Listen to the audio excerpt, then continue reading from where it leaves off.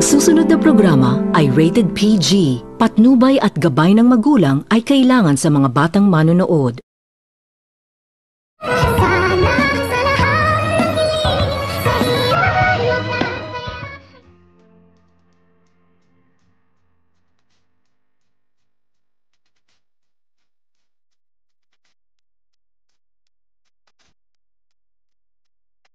Hindi nito matanggap-tanggap ni Giselle ang kanyang naririnig sa pangalawang pagkakataon galing sa bibig ng kanyang kapatid na itong si Ubing nang sabihin nito ni Ubing kay Giselle na hindi umano nito totoong anak ni Giselle itong si Justin sa kadahilanan na agad naman din itong sinagot ni Giselle ang kanyang kapatid na hindi umano totoo ang mga sinasabi nito dahil anak umano nito ni Giselle itong si Justin at buhay umano ang kanyang anak at hindi pa umano ito patay. Sa kadahilanan na agad naman din itong sinabihan ni Ubing itong kanyang ate na gumawa umano ito ng paraan upang malaman umano ng kanyang ate ang katotohanan na nagpapanggap lang umano itong si Justin at hindi umano ito totoong anak ni Giselle dahil narinig umano nito ni Ubing ang pag-uusap ng mag-ama itong si Justin at itong si Eric nang sabihin umano nito ni Justin nang tanungin umano nito ni Justin sa kanyang daddy kung sino umano ang kanyang totoong ama at hindi rin umano ito makapaniwala itong si Ubing dahil niluluko umano sila ni Eric at hindi lang umano sila ang niluluko ni Eric at pati pa umano itong si Justin dahil namukha rin umano nitong tanga ni Eric ang kanyang anak dahil hindi naman pala umano ito totoong ina ni Justin itong si Giselle.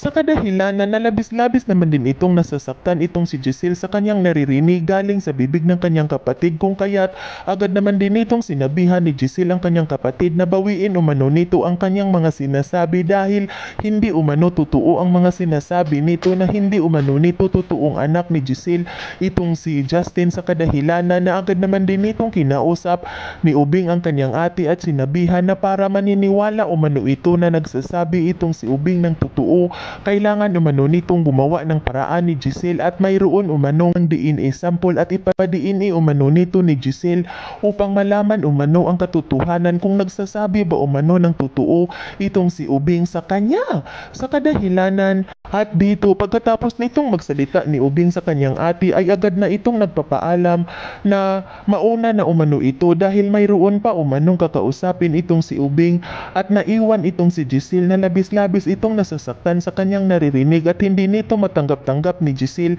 na niluluko lang pala umano siya sa kanyang dating ex na itong si Eric at sinabi umano nito ni Eric na buhay ang kanilang anak ngunit kung totoo umano ang mga sinasabi ng kanyang kapatid na itong si Ubing na hindi umano nito totoong anak ni Giselle itong si Justin